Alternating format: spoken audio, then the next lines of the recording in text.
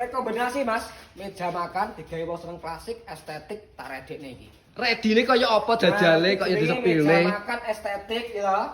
Kocone printing Mas. Kaca printing ki piye to, Mas? Kocone tebel. Oh iya, jan motifnya gilet pamer. kena nggo ngaca iki, Mas.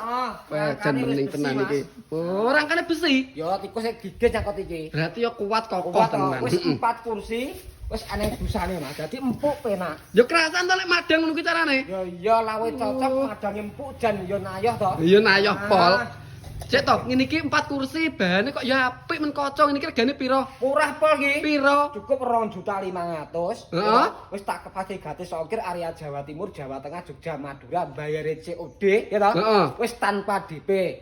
Barang mewah kaya ngene iki nggo 2.500.000 gratis ongkir. Ya iya toh. Bayare yo COD. COD toh. Oh, dadi ki nek dikirim nang omahku Banyuwangi berarti gratis ongkir Mas yo. Free ongkir Mas. Bayare ning omah kono Banyuwangi kono. Iya, wis tanpa DP. Lah iki pesanane piye? Ya masuk Bioprople Mas Budi B Furnitur. Mm-mm. Di bawah Biopro wis di bawah titik mi to. Ya. Kuwi dilawak 1 kali terhubung raku langsung. Oh, iya. Harga 2.500.000. 2.500.000 lur. Apik kaya ngene iki lho jan estetik tenan iki.